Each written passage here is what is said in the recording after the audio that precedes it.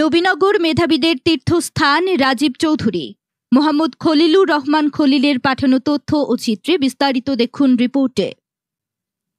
আজ 21শে নভেম্বর 2024 রোজ বৃহস্পতিবার নবীনগর সরকারি পাইলট উচ্চ বিদ্যালয়ের বার্ষিক ক্রীড়া প্রতিযোগিতায় বিজয়ীদের মধ্যে পুরস্কার বিতরণ অনুষ্ঠান ও আলোচনা সভা অনুষ্ঠিত হয়। নবীনগর সরকারি পাইলট উচ্চ বিদ্যালয়ের প্রধান শিক্ষক আবু মুসার সভাপতিত্বে প্রধান অতিথি হিসেবে উপস্থিত ছিলেন নবীনগর উপজেলা নির্বাহী অফিসার রাজীব চৌধুরী।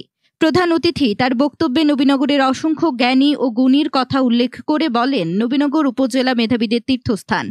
এই প্রজন্মের অনেক শিক্ষার্থীও মেধাবী। তিনি বিভিন্ন বিদ্যালয় পরিদর্শন করে এই বিষয়টি উপলব্ধি করেছেন।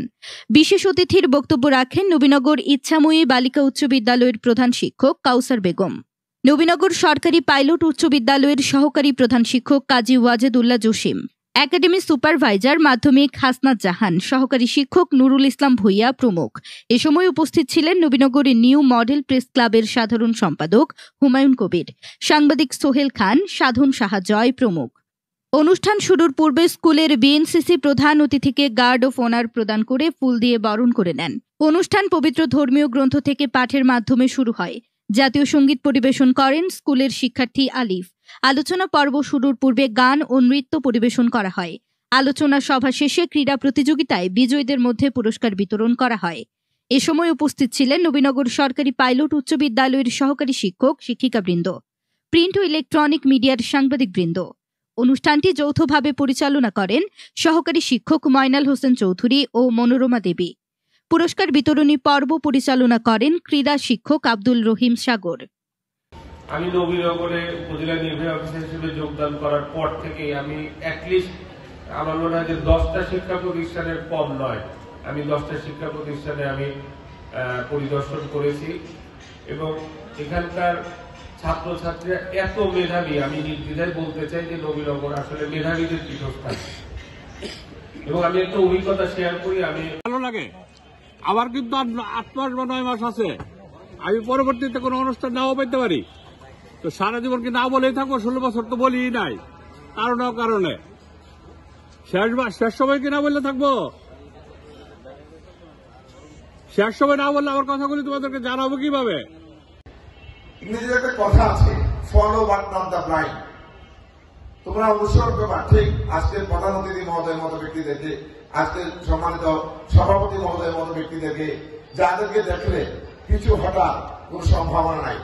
তবে আমরা বিভিন্ন সময় উপজেলায় গেলে অনেক সময় স্যার এখন নানাবিধ দায়িত্ব নিয়ে ব্যস্ত আছেন, আস্তে আস্তে হয়তো দায়িত্ব কমবে। আমি শুধু এতটুকু দাবি করবো, বিভিন্ন কাজে আমরা গেলে উপজেলার নির্বাহী কর্মকর্তা মহোদয় স্যারের সাথে যেন দেখা করার সুযোগ পাই।